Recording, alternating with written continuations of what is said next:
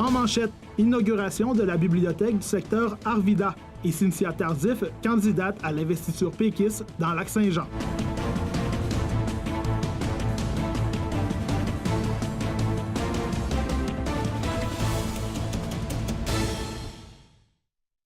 Bonjour mesdames et messieurs et bienvenue à ce web journal du mardi 27 février 2018.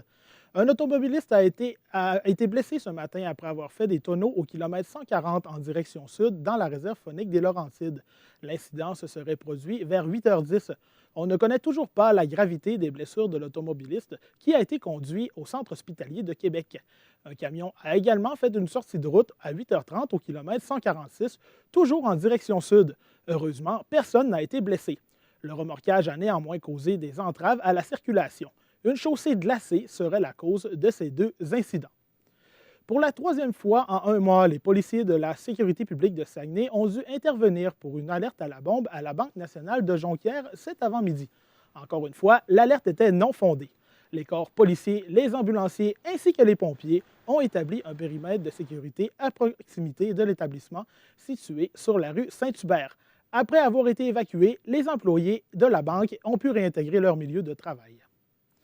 En présence de la mairesse Josée Néron et du conseiller du district 5, Carl Dufour, la bibliothèque d'Arvida dans l'arrondissement Jonquière a été officiellement réouverte ce matin. Elle était fermée pour des rénovations depuis 1 an et demi. Voici le reportage de Simon Lévesque. L'établissement aménagé au goût du jour pour la somme de 6 millions de dollars ouvrait ses portes ce matin au coup de midi pour la population de Saguenay. La plus ancienne bibliothèque au Saguenay-Lac-Saint-Jean passe d'une superficie de 750 m² à 2156 m². Voici les commentaires de Carl Dufour. D'un bâtiment, le développement du centre-ville, que ce soit un parc pour enfants, je l'ai toujours développé en conséquence de rendre les gens heureux et que ce soit des milieux de vie. La bibliothèque d'Arvida est la plus technologique de la région. On peut y trouver un robot trieur de livres automatisé ainsi que plusieurs télévisions, ordinateurs et iPads à la disposition des usagers. Voici ce qu'en pensait le président de la Commission des arts et de la culture, Jonathan Tremblay. La bibliothèque d'Arvida, c'est 2 télévisions, 8 postes d'ordinateurs ainsi que 6 portables. On est au goût du jour, on a ajouté également 2 salles de conférence. La ville de Saguenay a voulu garder le côté patrimonial du bâtiment en ajoutant des clins d'œil à ses anciennes fonctions et au secteur d'Arvida. Des paniers d'épicerie représentent l'ancien Steinberg d'Arvida. Il y a des luminaires du magasin People, un plan de la ville d'Arvida et même une ancienne horloge de l'Alcan. La mairesse de Saguenay a affirmé avoir rencontré le comité de l'église Saint-Édouard et les représentants du service et de la commission de l'art et de la culture dans le dossier de la bibliothèque de l'abbé. Elle explique qu'une étude a été commandée afin de vérifier l'état de santé de l'établissement. L'idée de placer la bibliothèque dans l'église Saint-Édouard, c'est une excellente idée. Maintenant, il faut savoir, est-ce qu'on est à une étape au niveau de l'âge, au niveau de la désuétude de l'édifice? Est-ce qu'on est à un moment où on peut la sauver? C'est le propos de l'étude que l'on a commandée. Simon Lévesque, ATM Nouvelles, Saguenay. Certaines poutres du toit du centre Georges Vézina ont été sollicitées jusqu'à 283 % de leur capacité utile. C'est ce que révèle le rapport de l'ingénieur de la firme Roche Nordastello, Christopher Riger, dont une partie est parue dans le journal Le Quotidien ce matin. Le rapport a été remis à la ville de Saguenay en décembre 2013. C'est à partir de ce rapport que la mairesse de Saguenay, Josée Néron, a pris la décision de fermer temporairement le centre Georges Vézina le 9 février dernier. Pour faire ce constat, la firme d'ingénieurs a établi plusieurs scénarios hypothétiques à partir de la date de construction de 1949. Une conférence de presse aura lieu demain matin sur le sujet. 2,5 millions de dollars seront investis à la caserne d'incendie d'Alma. Située sur la rue Notre-Dame-Ouest, elle sera agrandie afin de doubler la superficie du bâtiment. Le maire d'Alma, Marc Asselin, et la conseillère municipale Audrey Villeneuve en ont fait l'annonce aujourd'hui en conférence de presse. Les travaux commenceront en mai et le nouveau garage devrait être prêt pour l'automne prochain. De passage sur notre plateau, le chef du Parti des citoyens de Saguenay, Dominique Gagnon, a réitéré son opposition face au projet de collecte des matières résiduelles et des bacs bruns. Selon lui, l'utilisation de bras robotisés représente une solution plus économique. Michael Beauchemin s'est entretenu avec lui. Alors, bonjour, M. Gagnon. Bonjour, Michael. Vous vous êtes opposé tout au long de votre campagne au bac brun, mais pourquoi, en fait, cette opposition? D'où venait cette opposition? Bien, en fait, c'est qu'on se rend compte que les technologies ont vraiment évolué dans l'histoire des bacs bruns. Il faut se situer dans le contexte où est-ce qu'on a un peu une obligation morale et gouvernementale aussi, bientôt, de devoir mettre toutes nos matières, ce qu'on appelle putrescibles, tout ce qui est compostable, autrement dit. Ça ne doit plus aller dans les sites d'enfouissement. Ça dégage des odeurs qui sont là aussi. Et puis, il y a des coûts qui sont rattachés à ça également. Et puis, on est capable maintenant, aujourd'hui, de revaloriser les matières résiduelles. Alors, il faut faire des collectes. Alors là, au départ, il y a déjà des villes qui ont commencé. N'ayant pas accès à la technologie à ce moment-là, on s'est dit, bien, ça va être comme une poubelle ordinaire. On va mettre ça dans un bac, puis on va ramasser ça, comme le recyclage. Mais entre-temps, la science évolue. Et puis là, on parle beaucoup de plus en plus, comme tu dois savoir, le concept d'intelligence artificielle aussi. Alors, qu'est-ce qui se passe? C'est que maintenant, pour faire le tri de ces matières résiduelles-là, il y a des chercheurs qui ont mis au point des robots, vraiment des bras mécanisés, si on peut dire, automatisés, mus justement par une forme d'intelligence artificielle qui fait que plus le robot travaille, plus il devient précis pour faire des sélections à travers nos ordures. Ouais, c'est ça, exactement. Donc, l'idée du bac brun, qui peut-être, là, 10 ans, 7, 8, 10 ans, pouvait plaire à l'idée parce qu'on n'avait pas d'autres alternatives. Maintenant, c'est rendu dépassé. Déjà, ça a été éprouvé à Minneapolis, dans une ville aux États-Unis où ça fonctionne très bien. Et puis, Québec, maintenant, aussi également, va aller dans cette voie-là. Donc, il faut être sensible à l'environnement. Oui, le compostage, c'est important. Et puis, il faut aller en ce sens-là. Ça, personne n'est contre la vertu. Maintenant, sur le moyen pour y arriver, à ce moment-là, moi, j'étais à la page, contrairement à la mairesse Josée Néron, qui, visiblement, est en retard dans ses lectures, contrairement à ce qu'elle disait. Et puis, on se rend compte, là, maintenant, que c'est l'option que les citoyens veulent avoir pour 3 raisons principales. OK? Premièrement, il y a des raisons économiques à ça. Vous savez qu'un bac brun, là, c'est pas donné, là. Donc, on parle d'une facture de 5 à 7 millions de plus au niveau de la ville. Or, en ce moment, dans le dernier budget 2018 que Josée Néron a mis de l'avant, à la fin de l'année, on devrait avoir une augmentation de la dette de 20 millions, ce qui représente une augmentation de 9,5 %, la plus grosse augmentation de dette jamais vue. En plus, comme tu dois savoir, on a eu dernièrement la plus haute augmentation de taxes depuis longtemps. On nous avait promis en campagne électorale par Josée Néron 1,9 %, on est à 4,1 %. Alors, de rajouter encore une dette supplémentaire avec quelqu'un qui a comme attitude en dirigeant de dire c'est pas grave, on va aller chercher l'argent dans la poche des citoyens ou c'est pas grave, on va s'endetter, ça ne correspond pas à ce que les citoyens veulent. Donc, l'aspect économique. Deuxièmement, l'aspect environnemental aussi. Alors, quand on fait des collectes supplémentaires comme ça, on met des camions sur les rues, des gaz à effet de serre et tout, produire ces bacs en plastique-là également, on va dire, bon, OK, ça a été fait peut-être avec du plastique recyclé, encore là.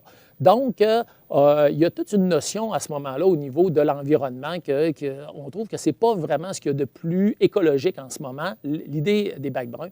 Mais le plus important, au-delà des coûts et de l'environnement, la convivialité. Si on veut bien implanter une méthode au sein de la population, il faut qu'elle soit acceptée, il faut qu'elle soit facile pour la population. Alors, quoi de plus facile que justement de faire le tri à la source dans un sac qui va être distribué? Quand on dit à la source, c'est que quand on a terminé de manger, bon, à ce moment-là, les résidus alimentaires vont aller d'un côté, mais M. les Gagnon, poubelles de l'autre côté, et puis à ce moment-là, bien, on peut faire le tri. vous avez parlé d'aspect économique, justement, puis vous parlez d'un coût qui est très élevé pour les bacs bruns. Par contre, on parle de quel coût pour cette technologie-là, justement, Oui. de robots qui trient les ordures, tout à fait. les déchets? On parle probablement de quand on parlait tantôt, dispendieuse. oui, c'est ça, on a toujours en tête, c'est de la technologie, ça doit être très dispendieux. Sauf que les études démontrent que tu fais une économie d'échelle d'environ 30 %. Grosso modo, là, c'est ce qu'on voit. Là, en ce moment, la mairesse nous dit que ça revient au même coût. Là. Non. Les économies d'échelle à long terme se font, effectivement. Ensuite, il y a tout l'aspect de main-d'œuvre aussi qui joue autour de ça. C'est sûr qu'on va avoir besoin quand même de main-d'œuvre plus spécialisée pour des équipements comme ça, mais c'est temporaire. C'est des main-d'œuvre c'est de la main-d'œuvre qui est prise, je vous dirais, de façon plus ponctuelle quand il y a un bris ou des choses comme ça. Mais de façon générale, c'est beaucoup plus économique là, sur ce plan-là. Et je reviens au point de la convivialité parce que c'est ça le plus important. On a déjà 2 bacs en avant de notre maison, puis quand vient le temps là, d'aller mettre ça au chemin, bon, c'est-tu aujourd'hui, c'est quelle journée? On faut se dépêcher souvent pour mettre ça, on est coincé. Je parle un peu au nom des gens qui ont des enfants le matin, puis vite, il faut se dépêcher pour l'école. Le bac a-t-il été au chemin? Ah non, je l'ai oublié. Bon, c'est pas grave, ça repasse la semaine prochaine ou dans 2 semaines. Mais là, quand le bac des poubelles va repasser seulement dans 1 mois, en plein été, Ça va en faire beaucoup. ce moment-là, il faut être réaliste, là c'est pas convivial du tout. Donc, 3 bacs avec justement cette notion que les ordures non putrescibles vont être ramassées beaucoup plus tard. Il y a toute la notion aussi faut rendre ça simple pour le citoyen. Puis on sait très bien que, bon, le bac est là. Ça va être tentant des fois de mettre des couches dans le bac brun où est-ce que ça doit être vraiment que des matières recyclables. Alors, c'est toute cette dimension-là de convivialité qui fait en sorte que les citoyens n'en veulent pas. Hein? Moi, quand je vais là, sur la roue, on regarde en ce moment les Vox Pop qui sont faites ou même les gens que l'on rencontre. Quand on leur explique vraiment ces 3 aspects-là, c'est clair que le bac brun, en ce moment, n'est plus la solution des années 2018. Bien, merci beaucoup, M. Gagnon, d'avoir été avec nous. Les commissions scolaires de la région s'en tirent bien à ce qui a trait à la gestion de l'absentéisme au travail. C'est ce qu'on apprenait dans le journal Le Quotidien qui a mis la main sur les résultats des rapports de la Fédération des commissions scolaires du Québec grâce à une demande d'accès à l'information. Les résultats démontrent que les commissions scolaires de la région ont de meilleures statistiques que la majorité des 56 autres. La meilleure performance régionale appartient à la commission scolaire de la Jonquière, qui a obtenu une note de 0,92. Un indice inférieur à 1 dans ce rapport équivaut à une meilleure performance. Les commissions scolaires du Lac-Saint-Jean et du Pays des Bleuets suivent à égalité avec une bonne note de 0,98. Le député péquiste de Jonquière, Sylvain Gaudreault, sera le président d'honneur du Relais pour la vie le 1er juin prochain.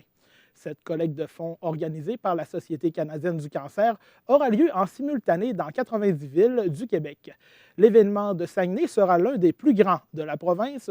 Les participants marcheront pendant une nuit complète au pavillon sportif de l'Université du Québec à Chicoutimi.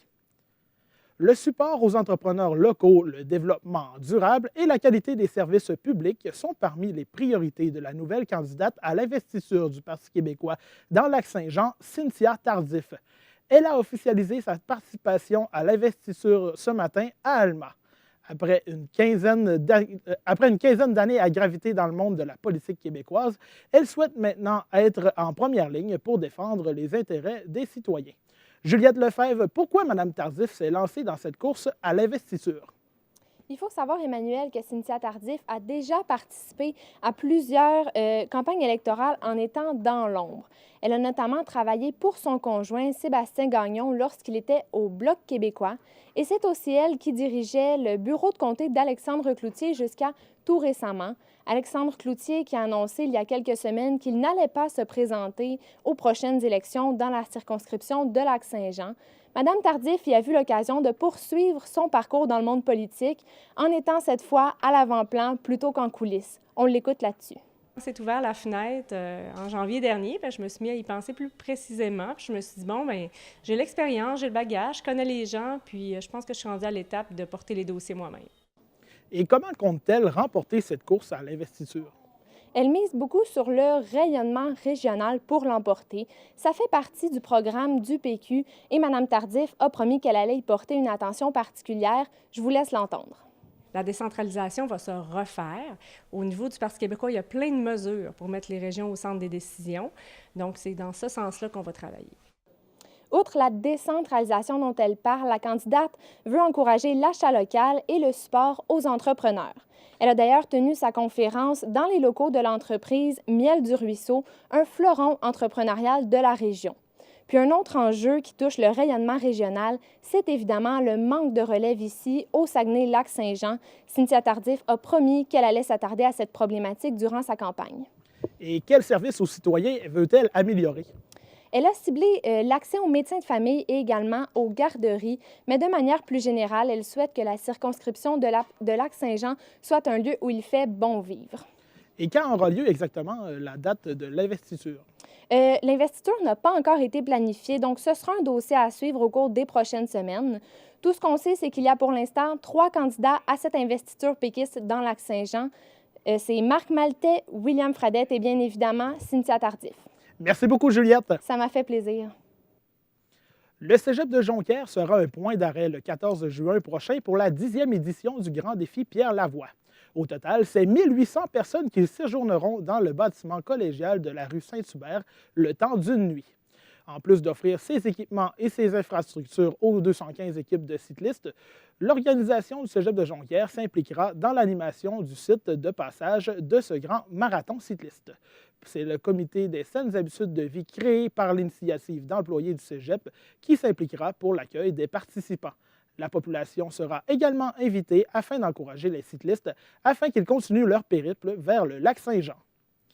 Le Café Jeunesse de Chicoutimi a amassé 4 500 $ lors de son activité de financement annuel. Un tournoi de hockey bottine leur a permis de dépasser leur objectif. Selon la coordonnatrice du Café Jeunesse, Marie-Michel Rancourt, la nostalgie du hockey de rue de leur enfance a profité à l'événement. L'activité reviendra l'an prochain pour une 3e fois. On l'écoute. Le maximum d'équipes qu'on peut avoir, c'est 12 pour faire un horaire qui a de l'allure. Donc, nous, comme objectif cette année, on s'est dit que l'an prochain, on voulait au moins 10 équipes. Puis si on atteint 12, ben ça sera qu'une bonne nouvelle. L'auteur-compositrice-interprète Megan Hawke sera en prestation demain soir à la salle François Brassard du Cégep de Jonquière à l'occasion des prestations des Lions de Cannes, un événement qui montre les meilleures publicités vidéo de l'année. Elle y interprétera près d'une dizaine de chansons et ce sera pour elle une première apparition publique sous son nom d'artiste. Mon collègue Philippe Lheureux s'est entretenu avec elle un peu plus tôt aujourd'hui.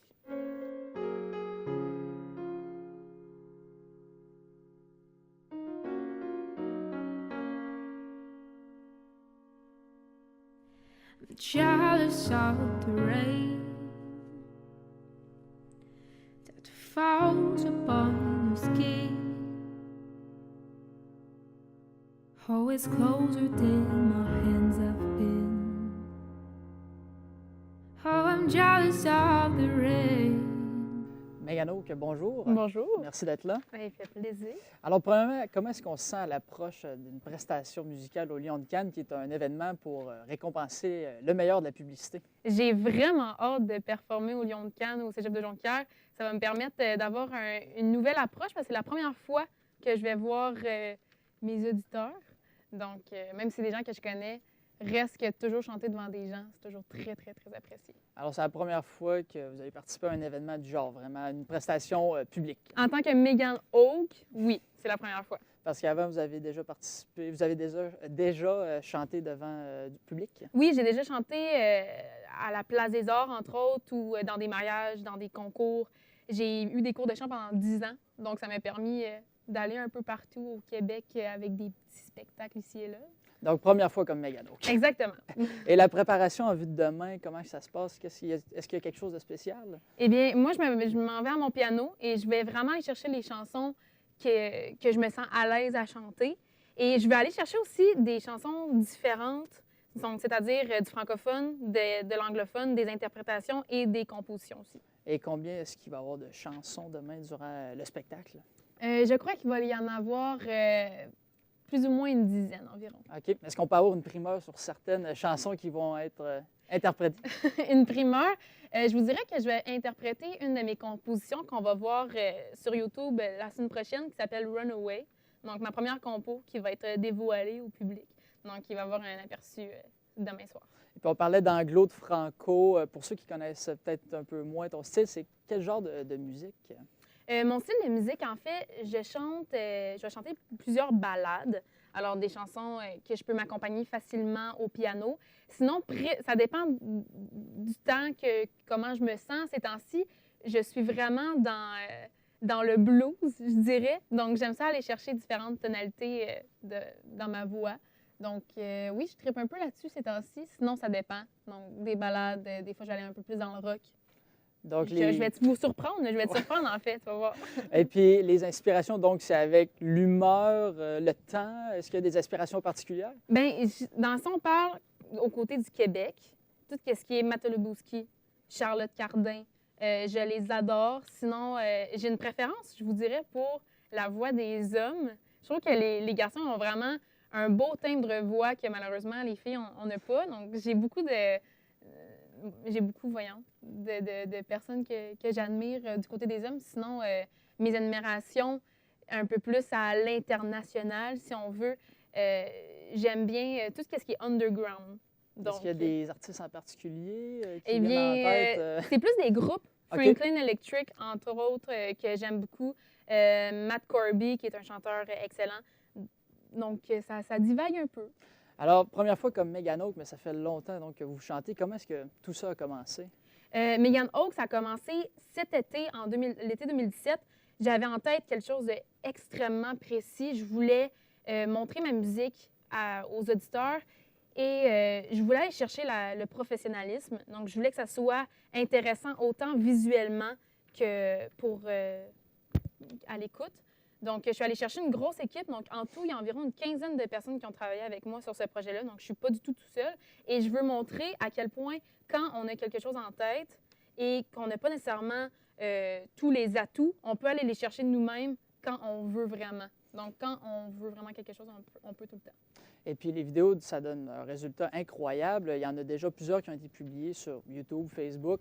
Et avec plusieurs milliers de vues maintenant, comment est-ce que vous trouvez la réaction du public? Bien, je ne croyais pas avoir autant de vues facilement comme ça. Donc, je suis très contente. Qu'est-ce que je trouve beau, c'est de voir à quel point mon entourage partage les vidéos, les aime et commente. Mais qu'est-ce que j'aime encore plus, c'est quand je vois une personne qui aime la vidéo et là, je m'en vais voir sur son profil et je me rends compte qu'on n'a aucun ami en commun. Donc là, ça veut dire qu'elle a trouvé la vidéo tout seul. Et j'ai vu cette semaine que le Québec, c'est mon principal public et le deuxième, c'est la Suisse. Donc, pour quelle raison, j'en ai aucune idée, mais c'est merveilleux. Est-ce qu'il y a d'autres pays un peu, je dirais, farfelus qui ont vu les vidéos? Bien, je vous dirais que pour l'instant, sur Facebook, c'est la Suisse qui est ressortie. Sinon, on va rester concentré sur le Québec. Et puis, à quelle fréquence est-ce que vous publiez des vidéos, justement, sur Facebook? Oui, bien, sur Facebook, on est rendu qu'on publie, mon réalisateur et moi, qui s'appelle Francis Aubin, une vidéo par semaine qui sort à tous les dimanches. Et sur YouTube, eh bien, c'est un plus long processus parce que la production se fait en studio. Donc, c'est vraiment long. C'est le montage, la colorisation, la direction artistique et tout. Donc, la prochaine vidéo YouTube va sortir, en fait, ce dimanche, le 4 mars. Donc, c'est la prochaine suite à mon cover Jalous. Et sinon, les vidéos Facebook, eh bien, c'est une fois par semaine. Et puis, prochaine vidéo qui est dimanche, mais est-ce qu'il y a un autre événement qui est prévu à l'horaire, en terminant? En terminant, eh bien, évidemment, il y a les Lions de Cannes demain, alors soyez-y. Sinon, je vais chanter pour un événement bénéfice SPCA au mois prochain. Donc, s'il y a des gens qui cherchent quelqu'un, je suis disponible. Ouais, parfait. Est-ce que c'est ici au Saguenay? Oui, c'est ici au Saguenay. Donc, pour l'instant, je me concentre sur la région. Et quand je vais retourner chez mes parents, j'espère être dans les environs de Montréal, qui sait. Alors, on peut vous suivre sur votre page Facebook? Oui, sur ma page Facebook, Megan Oak, sur YouTube. Et hier, sur un coup de tête à 10 h, je me suis inscrite à un compte Instagram. Donc là, on est rendu sur tous les réseaux sociaux. Là. Bon, ben, on va aller vous suivre. Merci beaucoup. Merci beaucoup. Jealous of the rain that falls upon your skin. Oh, it's closer than my hands have been. Oh, I'm jealous of the rain. I'm jealous of the wind that ripples through your clothes. Oh, it's closer than your shadow. Au sport maintenant. Le capitaine des Saguenayens de Chicoutimi, Zachary Lavigne, est l'un des 18 joueurs de la Ligue de hockey junior majeur du Québec en lice pour remporter le trophée Marcel Robert. Cet honneur récompense les hockeyeurs ayant offert les meilleures performances tant sur la glace que sur les bancs d'école. Originaire de la région, Antoine Girard du Drakkar de Bécomo et Raphaël Harvey Pinard des Huskies de Rouyn-Noranda courent également la chance de remporter la bourse de 1 500 $ remis aux récipiendaires. Le dévoilement du gagnant aura lieu le 4 avril prochain lors du gala des rondelles d'or de la LHJMQ. À la météo, Andréane Vallée, du temps doux est à prévoir. Oui, effectivement, Emmanuel, il fait présentement 2 degrés à Saguenay avec un ressenti de -2, donc légèrement au-dessus de la normale de saison. Ce soir et la nuit prochaine, on attend -2 degrés avec un ressenti de -6. On attend aussi environ 5 cm de neige pour ce soir et un petit centimètre de plus pour la nuit prochaine, tant au Saguenay qu'au Lac-Saint-Jean. Un temps doux sera de mise encore pour demain avec environ moins 3 degrés partout dans la région du Saguenay-Lac-Saint-Jean. Donc pas au point de sortir nos maillots encore, mais bientôt on l'espère. Alors, c'est ce qui conclut notre web journal. Mesdames et messieurs, merci d'avoir été là. Au revoir.